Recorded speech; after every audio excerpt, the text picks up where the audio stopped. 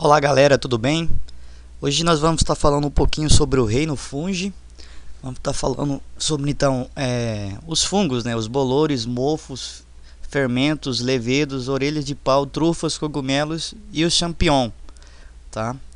Esse grupo é um grupo muito importante de seres vivos no nosso planeta. Então a gente vai estar fazendo um estudo agora sobre ele. Modo de vida dos fungos. Eles apresentam grande variedade de modos de vida. Podem viver como saprófagos. O que quer dizer isso? Saprófagos. O que são fungos saprófagos? São fungos que se alimentam de matéria morta, fazendo a decomposição. Daí vem o termo sapro, que significa morto, e fagos, que significa comer. Comer matéria morta, podre. E também alguns são parasitas, né? Os fungos parasitas vão estar causando algumas doenças para os seres humanos, plantas e animais. Estabelecem associações mutualísticas também, tá? Nós vamos ver mais à frente o caso das micorrizas, que é a associação entre fungos e plantas, e dos líquens, que é a associação entre algas unicelulares e fungos, né? Então eles vão estar fazendo uma associação, fazendo uma troca, um mutualismo, uma troca de favores. E existem também alguns fungos que são considerados predadores.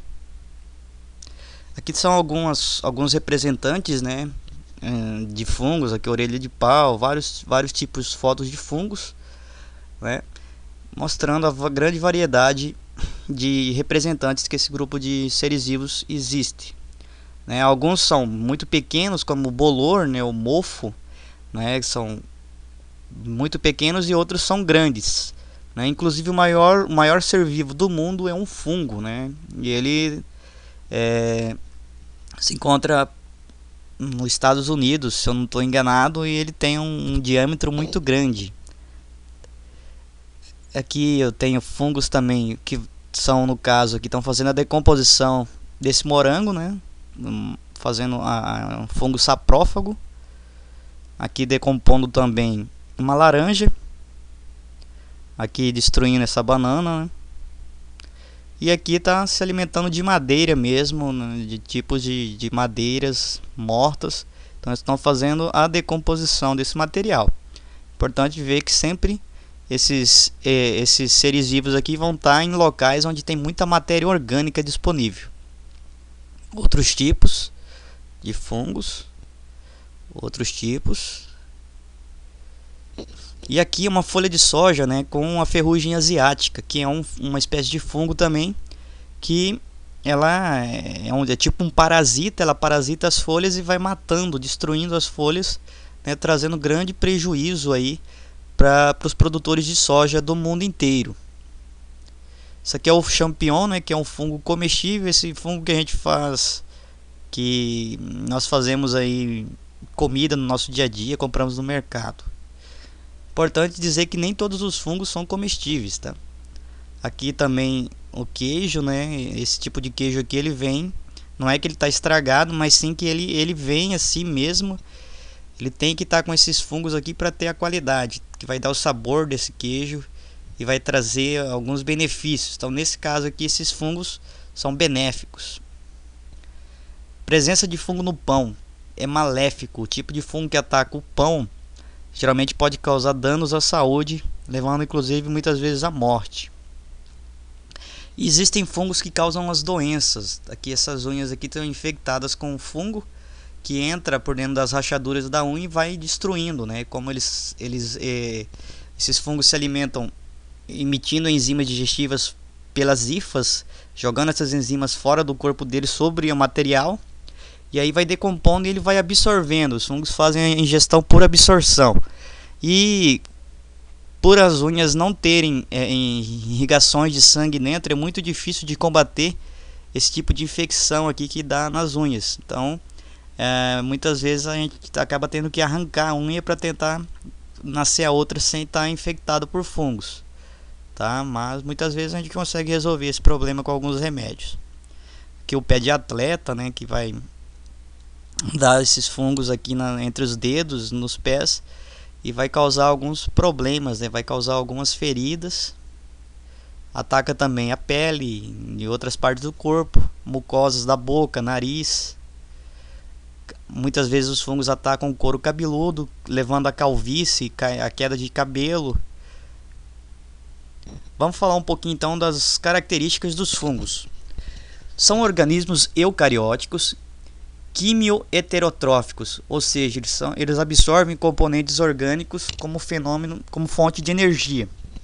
São aeróbios em sua grande maioria. Alguns fungos anaeróbios estritos e facultativos são conhecidos. Podem ser uni- ou multicelulares, reproduzem-se sexuado ou assexuadamente. Em sua maioria são filamentosos, multicelulares, existindo algumas espécies unicelulares, como exemplo, as leveduras. Exemplo de fungo multicelular são as colônias algodonadas e aveludadas.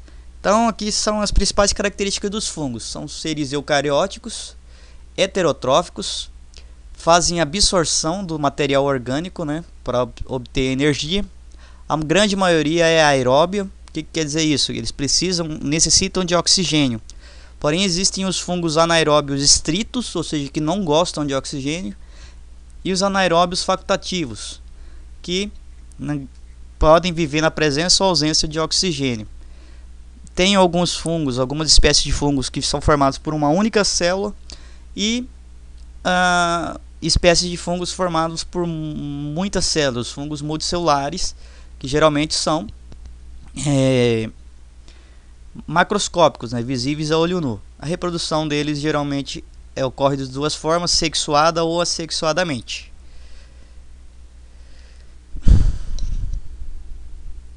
Os estudos calculam que mais de 1,5 milhões de espécies vivem de fungos, né, no mundo todo, habitando solo, áreas úmidas, alimentos, madeira em decomposição, animais e vegetais, em locais de fermentação de indústrias. Atualmente são conhecidas mais de 70 mil espécies e a cada ano são descritas entre 1,5 e 2 mil espécies novas de fungos que são descobertos durante cada ano. Os fungos saprófagos são responsáveis pela grande parte da degradação da matéria orgânica, propiciando a reciclagem de nutrientes. Juntamente com as bactérias saprófagas, eles compõem o grupo dos organismos decompositores de grande importância ecológica. Então os fungos são essenciais para manter um ecossistema equilibrado, um ecossistema dinâmico, né? Por quê? O que eles vão fazer? Juntamente com as bactérias, eles vão estar fazendo a decomposição, né, da matéria orgânica morta, liberando aqueles átomos e moléculas que estão nos corpos dos seres vivos mortos, liberando ele novamente para que esse material entre novamente na cadeia alimentar através da fotossíntese. Então eles são de grande importância, como saprófagos, né, como decompositores. Existem os fungos parasitas que causam as doenças em plantas e animais, inclusive no homem. A ferrugem do cafeeiro, por exemplo, é uma parasitose provocada por fungos. As pequenas manchas negras, indicando necrose em folhas, como a da soja, ilustrada nos slides anteriores, são devidos a ataques por fungos. E associações mutualísticas, como eu já tinha dito, tem o caso das micorrizas, que é a associação entre a raiz de plantas com fungos e os líquens. A organização corporal dos fungos. Todos os fungos multicelulares são constituídos por filamentos microscópicos ramificados chamados de hifas. Essas hifas aqui são um nome que nós damos aqui na micologia às células dos fungos, as células fúngicas. Então nós não chamamos de células, mas chamamos sim de hifas. O conjunto de hifas forma o micélio. Então o micélio é todo o corpo do fungo, tá? Então aqui, o fungo é interessante que ele tem uma estrutura que geralmente fica visível a olho nu. Por exemplo, o champignon, quando está na superfície de cultivo, uma madeira, por exemplo, nós vamos ver a parte visível. Então nós retiramos essa parte aqui e vamos usar ela como comida. Porém, o fungo não se resume a essa parte, mas a grande maioria da parte do corpo desse fungo, do micélio do fungo, está dentro, né, da matéria em decomposição, da matéria orgânica que ele está fazendo a digestão extracelular, tá? Então todo o conjunto de fungo chama-se micélio, conjunto de hifas, E só essa parte aqui, essa estrutura reprodutiva, nós chamamos de corpo de frutificação, é onde é produzido os esporos. Então, os esporos vai fazer parte da reprodução assexuada. Já a reprodução sexuada vai acontecer quando hifas aqui do micélio se encontram com hifas de outro fungo e acabam se fundindo, semelhante ao que acontece mesmo na formação dos zigotos e outros seres vivos. As hifas podem ser de dois tipos. Eu tenho as hifas cenocítica. O que quer dizer isso? É uma hifa que é uma célula, né? Uma hifa que tem vários núcleos dentro de uma hifa e não estando separados por paredinhas. E tem as hifas septadas, né? Então, que vão ter um núcleo ou dois núcleos e logo vai ter uma paredezinha, um septo aqui fazendo essa divisão. Então, hifa cenocítica tem vários núcleos dentro, mais de 2 núcleos dentro de uma célula, dentro de uma hifa, e as hifas septadas vai ter 1 ou 2 núcleos, né? Dependendo aí se for um fungo monocariótico ou um fungo dicariótico. Então, hifas cenocíticas possuem a massa citoplasmática com centenas de núcleos, sem divisão transversal. Então são tubos contínuos. Hifas septadas, a massa citoplasmática apresenta paredes transversais, que são os septos, possuindo 1 ou 2 núcleos, dependendo do estágio de ciclo sexual. Nutrição dos fungos. Quando observamos alguns alimentos como bolos, pães, frutas, verduras ou madeira em processo de apodrecimento, ou quando a indústria se utiliza de algumas espécies de fungos para auxiliar na produção de alimentos, bebidas, medicamentos ou ainda a presença de micoses na pele, devemos dizer que nestes processos desenvolvem-se fungos. Na verdade, são fungos em processo de nutrição heterotrófica. A reprodução. Então, existe 2 tipos de reprodução, assexuada e sexuada. Na reprodução assexuada pode ser pelo brotamento, pela fragmentação ou pela esporulação. O que é o brotamento? É quando surge uma nova célula, uma nova hifa de uma hifa qualquer. Fragmentação é quando um fungo se parte em fragmentos e cada um desses fragmentos pode originar um novo indivíduo. E esporulação é quando produz lá naquele corpo de frutificação, produz esporos microscópicos que são levados pelo vento. E quando esses esporos encontram um ambiente adequado, germinam, originando novas hifas que vai culminar na formação de um novo micélio, de um novo fungo. Já na reprodução sexuada, tem o tipo heterotálicas e homotálicas ou hermafrodita. Ocorre em 3 etapas: plasmogamia, cariogamia e meiose. Então aqui está explicando todo o ciclo, né, reprodutivo. Reprodução assexuada, vai acontecer o que? O micélio vai formar o esporângio passa por mitose, que produz os esporos caem no solo, germinam e podem voltar, né, vai formar um novo micélio, podendo fazer novamente o ciclo assexuado. Porém, muitas vezes ele faz o ciclo sexuado, que aí passa então aqui do micélio, faz a plasmogamia. O que é a plasmogamia? É a fusão citoplasmática. Eu lembro que eu disse lá atrás que as hifas muitas vezes se encontram e se unem. Fazendo isso, vai formar o que? A fusão de 2 citoplasmas e esses núcleos, né? Vai ficar então com dois núcleos dentro de uma hifa. Depois ocorre a cariogamia. O que é isso? Os núcleos no começo aqui nessa fase heterocariótica, eles estão separados. Na cariogamia, esses 2 núcleos se fundem formando um núcleo só, um núcleo diploide. E esse núcleo diploide vai formar um esporângio.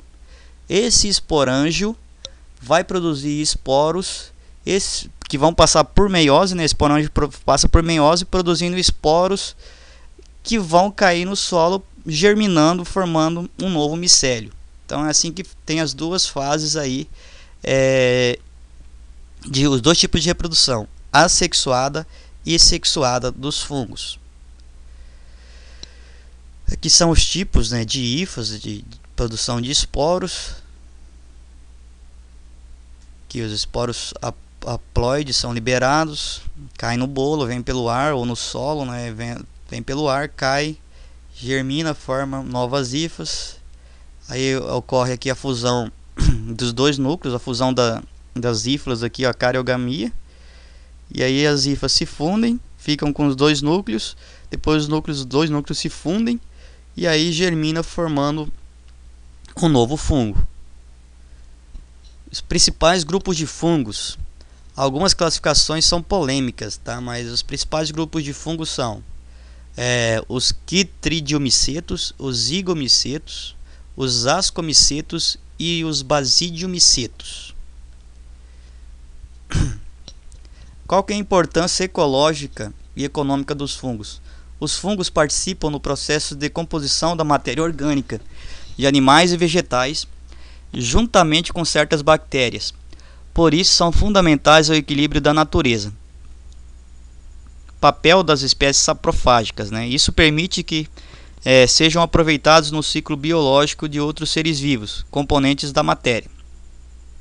Então, ele vai fazer o ciclo da matéria acontecer dentro do meio ambiente. Mas essa ação também traz aspectos negativos, já que os fungos causam o apodrecimento de alimentos, roupas, madeiras e etc. Então os fungos não sabem distinguir assim, o que é matéria morta, o que não serve para o ser humano, vamos destruir, né? Mas destrói tudo que está morto. Por exemplo, roupas são feitas com fibras muitas vezes de madeira, né, de algum tipo de vegetal. E os fungos vêm e acabam destruindo. Sapatos, né, feitos de couro. Então os fungos acabam vindo e destruindo, né, fazendo o seu trabalho. E pode trazer algum prejuízo para o ser humano. Os fungos anaeróbios realizam a fermentação. Então isso aqui é importante. Só os fungos anaeróbios, né, vão realizar a fermentação. Dentre esses, alguns são utilizados na indústria no processo de fabricação de bebidas alcoólicas, como a cerveja, o vinho, a cachaça, o rum, o uísque e outros processos como a preparação de pães, bolos, queijos e até na fabricação de alguns medicamentos como antibióticos e outros. Alguns fungos são utilizados na indústria de laticínios na produção de queijos, como é o caso do Penicillium camembert e do Penicillium roquefort, né, que vai produzir aí o queijo camembert e o queijo roquefort. São caríssimos e empregados na fabricação de queijos, né? Esses queijos são os mais caros que a gente encontra aí no mercado. Algumas espécies de fungos são utilizados diretamente como alimentos pelo homem. É o caso aqui da Morchella esculenta e da espécie de Agaricus brunescens, né, os populares champignons. E o shiitake, o lentilhos eades são usados muito na alimentação aí dos orientais. E são alimentos que têm um teor de gordura e carboidrato, né, baixo teor de gordura e carboidrato, e porém são ricos em vitaminas. Um fungo muito estudado do ponto de vista farmacêutico foi o ascomiceto, né, Clavíceps purpurea. O esporão de centeio, conhecido como esporão de centeio. Foi dele que se extraiu originalmente o ácido lisérgio, ou LSD, substância alucinógena que ficou famosa na década de 70, mas era para uso medicinal. Depois foi usado como drogas, né? Até hoje ainda é usado como drogas aí. Diversas espécies de fungos são parasitas e causam doenças em plantas, animais e no homem. A ferrugem de folhas de vegetais são ataques de fungos, micoses de pele ou em outras partes do corpo, aparecem em pessoas e certos animais. Que são os fungos, né, cultivados dentro de casa. Tem gente que faz esse cultivo aí ou só porque acha bonito, né, ornamentalmente, que nem esse aqui. E também pode ser cultivado para alimentação. Aí, ó. Os líquens são associação simbiótica de mutualismo entre fungos e algas. Os fungos que formam líquens são em sua grande maioria ascomicetos, 98%, sendo o restante basidiomicetos. As algas envolvidas na associação são as clorofícias e cianobactérias. Os fungos dessa associação recebem o nome de micobionte e a alga de fotobionte, pois é o organismo fotossintetizante da associação. Aqui os líquens, né, os famosos líquens aí, que é associação fúngica com algas unicelulares. Tem vários tipos de líquens. A gente vê muito isso em pomar, em pedras, árvores, cascas de árvores são líquens. Muito bem, pessoal, espero que vocês tenham gostado e compartilhem esse vídeo aí e façam um estudo do capítulo do livro de vocês. Bons estudos e até a próxima videoaula.